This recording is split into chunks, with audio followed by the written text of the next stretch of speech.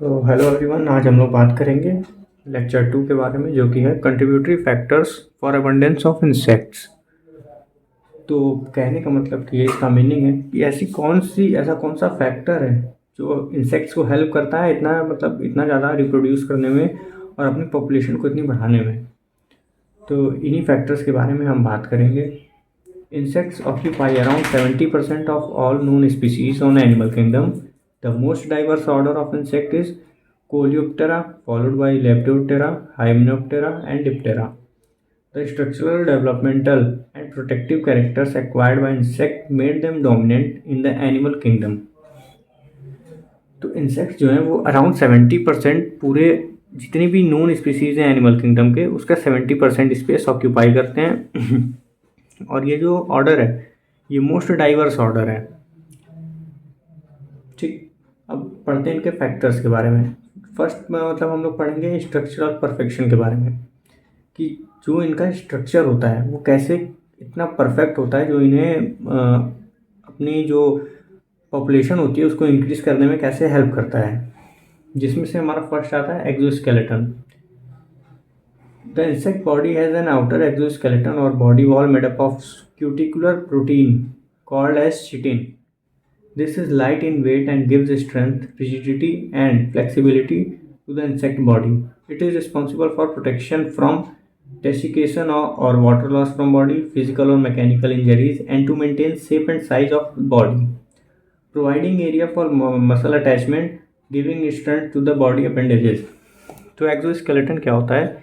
ये इंसेक्ट की बॉडी का एक आउटर पार्ट होता है, जो बना किससे होता है? क्यूटिकुलर प्रोटीन से, जिसको हम चिटिन भी कहते हैं। और ये इसका जो वेट होता है वो बहुत ज़्यादा लाइट होता है, बट ये अच्छी खासी स्ट्रेंथ और रेजिडिटी प्रोवाइड करता है। रेजिडिटी मतलब काफ़ी हार्ड होता है ये, और फ्लेक्सिबल भी होता है। फ्लेक्सिबल मतलब इंसेक्ट की बॉडी को भी कहीं से भी उसको बेंड होने में हेल्प करता है, ताकि रिजिड होने के साथ साथ ये ना हो कि इसका इंसेक्ट कहीं से मुड़ ही ना पाए। और ये एक्सोस्केलेटन है ये इंसेक्ट की प्रोटेक्शन के लिए रिस्पॉन्सिबल होता है। और प्रोटेक्शन ये कैसे करता है? ताकि ये जो इंसेक्ट की बॉडी से वाटर को लॉस नहीं होने देता है, उनकी फिजिकल डैमेजेस से प्रोटेक्शन करता है, उनकी शेप और साइज को फॉर्म करता है, और ये एक एरिया भी प्रोवाइड करता है जिससे मसल अटैच हो सके इससे। और ये बॉडी के अपेंडेजेस जो होते हैं उनको भी स्ट्रेंथ प्रोवाइड करता है। फर्स्ट था हमारा एक्सोस्केलेटन। सेकंड क्या है? Small size. तो it helps the insect to exploit different ecological niches inaccessible for other insects. Insects, due to their small size, require less space for shelter, food, and energy for their survival, and can easily escape from their natural enemies. तो जो insects की size होती है, जैसा कि हम सब जानते हैं, वो काफ़ी स्मॉल होती है। तो जिससे क्या होता है कि जो इकोलॉजिकल नीसेस होती हैं, जहाँ पे और बड़े एनिमल्स या कोई और नहीं पहुँच सकता, वहाँ पे भी इंसेक्ट्स पहुँच जाते हैं और अपने जो रिक्वायरमेंट की चीज़ें हैं उसे वो लोग ले लेते हैं, जहाँ पे और सारे ऑर्गेनिजम्स नहीं पहुँच पाते। और इन्हें रहने के लिए बहुत ही लेस स्पेस लगता है, और फूड एंड एनर्जी भी जो इनके सर्वाइवल के लिए चाहिए होती है वो काफ़ी लो अमाउंट में चाहिए होती है, जिसकी वजह से ये कहीं भी अवेलेबल हो जाती है और हर जगह से इन्हें मिल जाती है। फिर सेकंड पॉइंट आता है हमारा क्विकर स्पेशिएशन। तो फर्स्ट पॉइंट का जो था स्ट्रक्चरल परफेक्शन, उसमें दो पॉइंट्स थे, एक्सोस्केलेटन और स्मॉल इन साइज। ये दो जो पॉइंट्स थे स्ट्रक्चरल परफेक्शन के थे, कि स्ट्रक्चरल परफेक्शन में क्या क्या फैक्टर होते हैं। फिर सेकंड आता है क्विकर स्पेशिएशन। क्विकर स्पेशिएशन क्या होता है? जब किसी एक स्पीसीज से नई स्पीसीज फॉर्म होती है। हम अब इसके बारे में पढ़ते हैं। Because of hard exoskeletons, smaller size and short life cycle, there is a chance of quicker species formation, more number of species at a faster rate, changes that occur during the processes of evolution through variation in their habitat or habits will be maintained or continued to several generations, resulting in development of more species from a genus. तो जैसा कि अभी ऊपर हमने पढ़ा कि उनका जो एक्सोस्केलेटन है वो काफ़ी हार्ड होता है और स्मॉल इन साइज होता है, और उनकी जो लाइफ साइकिल होती है वो भी काफ़ी शॉर्ट होती है। इससे पहले तो फर्स्ट थिंग ये होती है कि उनका जो इवोल्यूशन होता है वो काफ़ी फास्ट रेट से होता है, और उसके बाद भी इंसेक्ट्स का एक नॉर्मल स्पीसीज से इवोल्यूशन थोड़ा तेज होता भी है। जिससे क्या होता है कि कोई भी अगर उन्हें एडवर्स इफेक्ट आता है, मतलब अगर कोई ऐसा इन्वायरमेंट आ जाता है जिसमें कि बाकी ऑर्गेनिज्म नहीं सर्वाइव कर पा रहे हैं। कंपैरेटिवली इंसेक्ट जो हैं वो उसमें मतलब एडेप्टेबिलिटी काफ़ी तेज़ी से लाते हैं अपने अंदर अपने इन्वायरमेंट के अकॉर्डिंग। तो यही पॉइंट हमें समझाना चाह रहा है क्विकर स्पेसिएशन, मतलब एक नई स्पीसीज का फॉर्मेशन बहुत जल्दी होता है इवोल्यूशन प्रोसेस के थ्रू। ठीक, फिर हम आते हैं कैसे फंक्शनल विंग पे।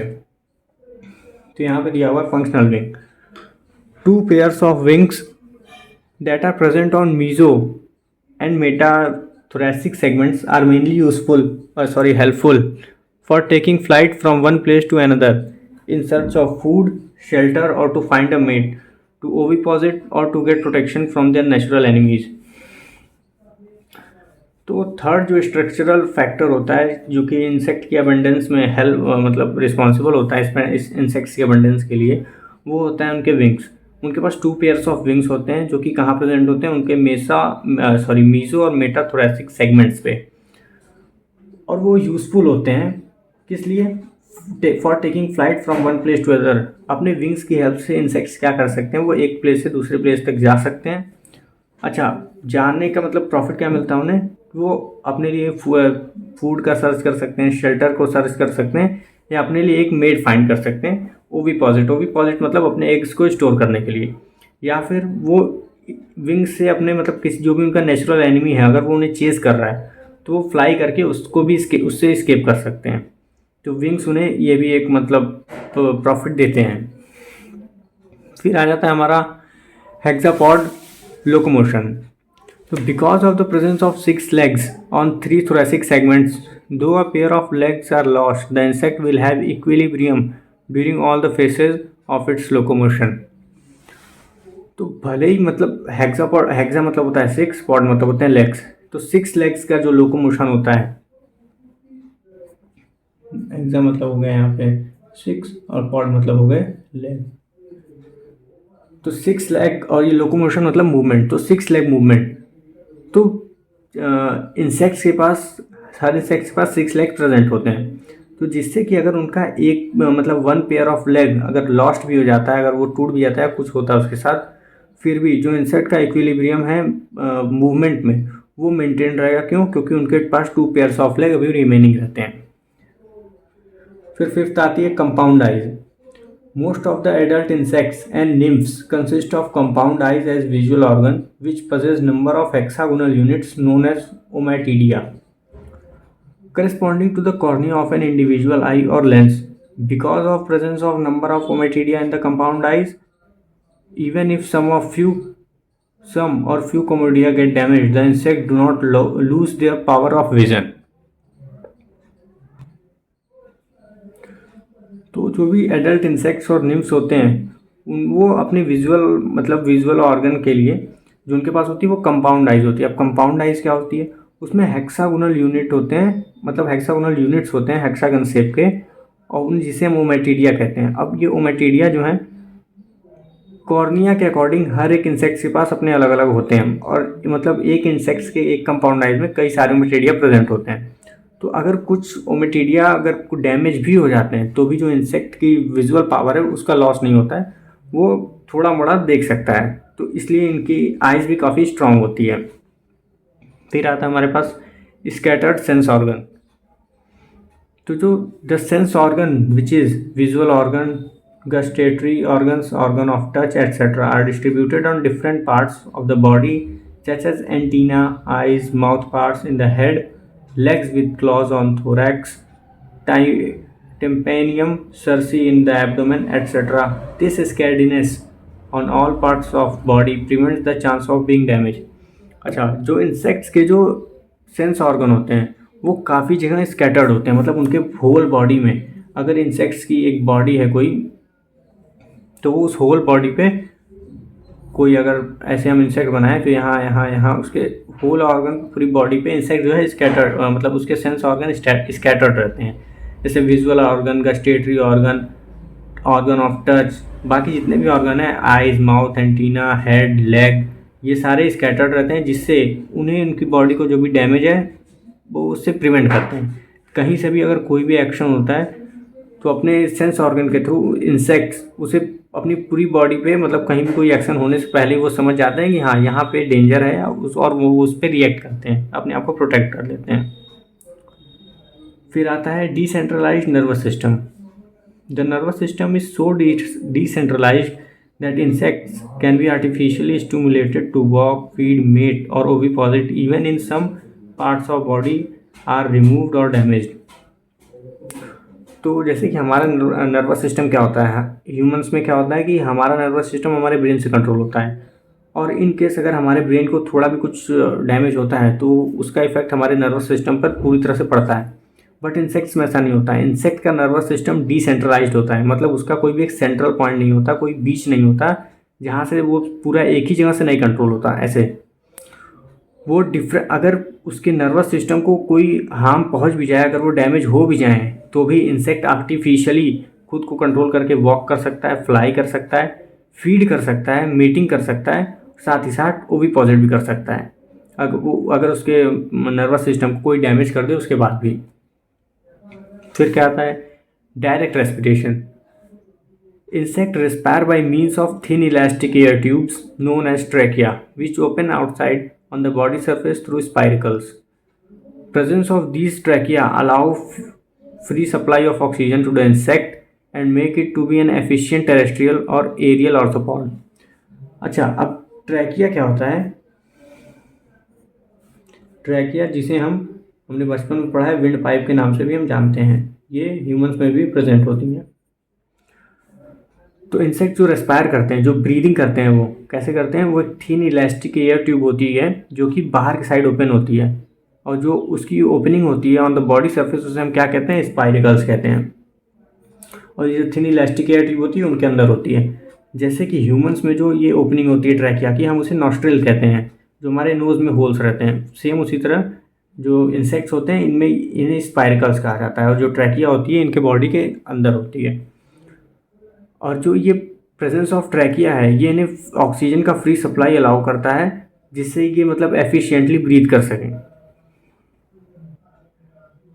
एंटेरोनेफ्रिक एक्सक्रीशन, तो जो इनका एक्सक्रीशन है in insects, excretion is mainly by means of malpighian tubules which open in between midgut and hindgut. This arrangement is well suited for water conservation as well as for the absorption of unwanted waste metabolites at a quicker rate.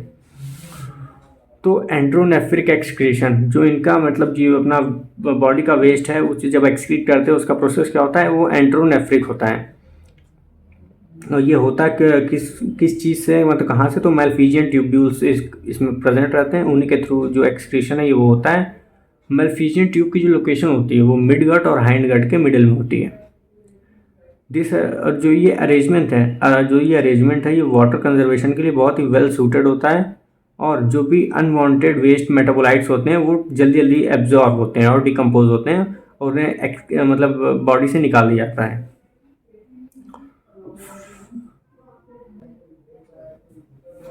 तो अभी तक हम लोग पढ़े कि जो structural उनकी perfection है वो कैसे रिस्पॉन्सिबल होती है इंसेक्ट्स के अबंडेंस में।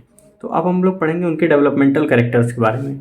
जैसे कि हाई फिकंडिटी क्या होता है? जो एग लेइंग कैपेसिटी होती है किसी फीमेल इंसेक्ट की, उसे हम फिकंडिटी कहते हैं। तो जो यही सेम चीज़ जो इंसेक्ट में है ये बहुत हाई होती है, इसकी जो रेट होती है बहुत हाई। तो एक फीमेल इंसेक्ट जो होती है वो कई सारे एग एक साथ ले करती है, जिससे क्या होता है इनकी पॉपुलेशन जो है फास्टर रेट पे इंक्रीज होती है। सेकेंड क्या है? Method of reproduction. Insect can reproduce both sexually as well as parthenogenetically. This parthenogenetic reproduction coupled with high fecundity help insect to increase their populations to large numbers when all the biotic and abiotic factors are favorable। तो कौन कौन से method से होती है? First method होता है sexual reproduction, जो एक कॉमन मेथड है। सेकेंड है पार्थिनोजेनेटिकली मेथड, पार्थिनोजेनेटिक मेथड। तो पार्थिनोजेनेटिक मेथड जो होता है उसमें हमें सिंगल पेरेंट्स की रिक्वायरमेंट होती है, उसके थ्रू ही जो एक ऑर्गेनिज्म होता है वो अपना रिप्रोडक्शन करता है। जिससे क्या होता है कि अगर सारे जो बायोटिक और एबायोटिक फैक्टर्स फेवरेबल हैं तो इंसेक्ट अपनी पॉपुलेशन जो है इस मेथड से और फास्टली इंक्रीज करता है।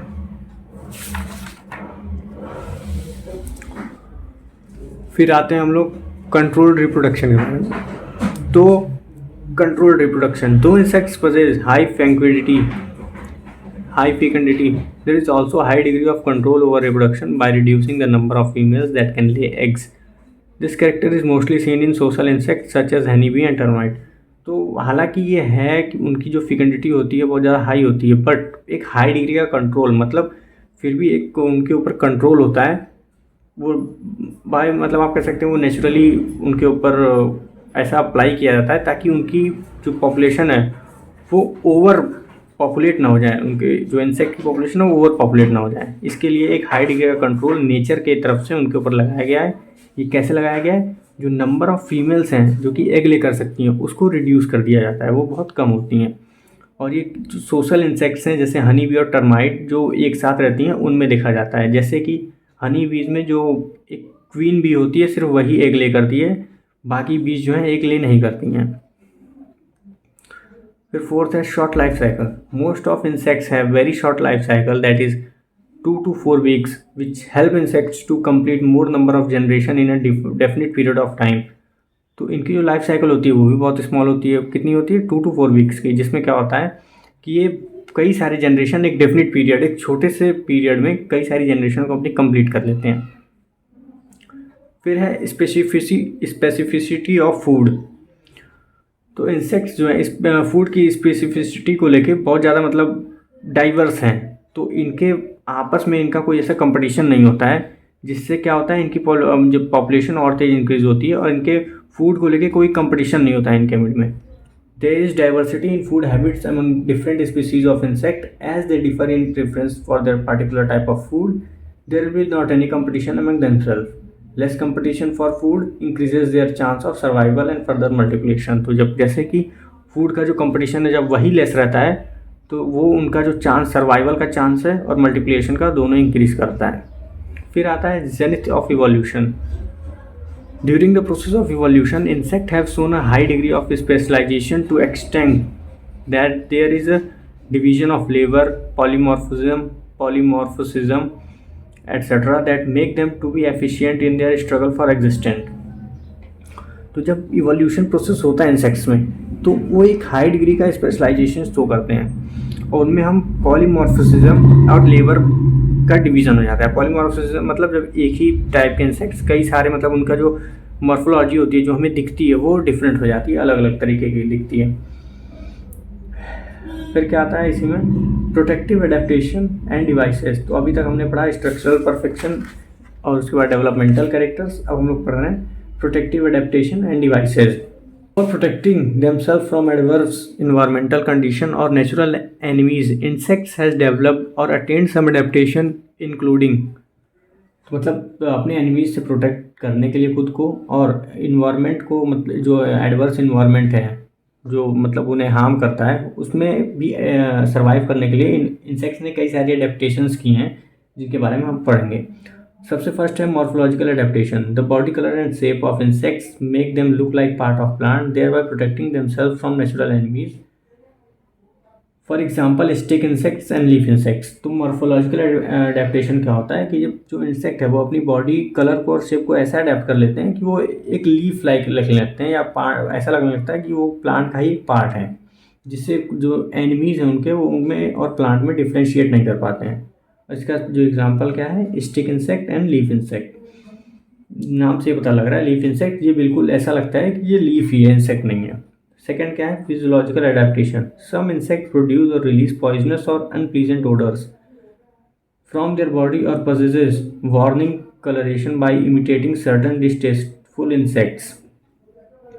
तो फिजियोलॉजिकल एडेप्टेशन में क्या है, कौन से इंसेक्ट्स ऐसे हैं जो एक वेरी हार्मफुल या कह सकते हैं पॉइजनस जो है एक रिलीज़ करते हैं, पॉइजन ऐसा कहिए आप रिलीज़ करते हैं, या फिर एक अनप्लीजेंट सा ओडर मतलब एक बदबू रिलीज़ करते हैं जो कि उनके वार्निंग मतलब एक वार्निंग रहती है उनके एनिमीज़ के लिए। और ऐसा उन्हें मतलब दिखाया जाता है कि ये जो इंसेक्ट है वो बहुत डिस्टेस्टफुल है तो वो उसे छोड़ के हट जाते हैं फिर वहाँ से, जिसका एग्जाम्पल है sting bug. Sting bugs have specialised exocrine gland located at thorax और abdomen that produce foul smelling hydrocarbon. तो स्टिंग बग क्या है, फाउल स्मेलिंग हाइड्रोकार्बन को रिलीज़ करता है अपने प्रोटेक्शन के लिए। Larvae of swallowtail butterflies have aversible glands called osmeteria located just behind the head. When distributed, these release repellent, volatile, and wave their body back and forth to ward off intruder. तो जो larva होता है swallow tell butterfly का, उसमें एवर्सिबल एक gland होता है जिसे हम कहते हैं ऑस्मेटेरिया, जो कहाँ प्रेजेंट होता है, उसके हेड के बिहाइंड में, जो कि जब डिस्टर्ब होता है तो एक रिपेलेंट वॉलेटाइल वेव जनरेट करता है जो कि बॉडी को बैक एंड फोर्थ मूव करा देता है इंट्रूडर के। Some blister beetles meloidae produce cantharidin, a strong irritant and blistering agent. तो कुछ ब्लिस्टरिंग बीटल ऐसी भी होती हैं जो कोई एक स्ट्रॉन्ग इरिटेंट, मतलब जिसको बॉडी पे लगते ही एक स्ट्रॉन्ग इरिटेशन स्टार्ट हो जाती है, ऐसी चीज़ें प्रोड्यूस करती हैं। फिर क्या है, बिहेवियरल एडेप्टेशन। ये एक डिफेंस स्ट्रेटजी है जिसे कि इंसेक्ट्स अडॉप्ट किए हैं, मतलब वो अपने डेथ को फेक करते हैं या फिर किसी एक ऐसे डेंजरस इंसेक्ट के वॉइस की मिमिक्री करते हैं जिससे कि उनके प्रे वो लगे कि ये कोई और डेंजरस इंसेक्ट है, उनसे बचने के लिए। जिसका एक एग्जांपल है कोलोराडो पोटैटो बीटल। जब उसे डिस्टर्ब किया जाता है तो वो अपना लेग को draw their leg beneath and drop to the ground as pretend as if dead. तो जब उन्हें डिस्टर्ब किया जाता है वो एज ए डेड प्रिटेंड करने लगती हैं कि अब वो डेड कर गई हैं। और हेयरी कैटरपिलर भी इसका एक एग्जाम्पल है। फिर आता है construction of protective structures. Some insects construct shelter with the available plant material for protecting themselves from adverse condition, natural enemies, and to store food material for use during the period of scarcity. Example cases bags in case of caseworms, bagworms, termitoria in case of termites, honeycomb in case of honeybees.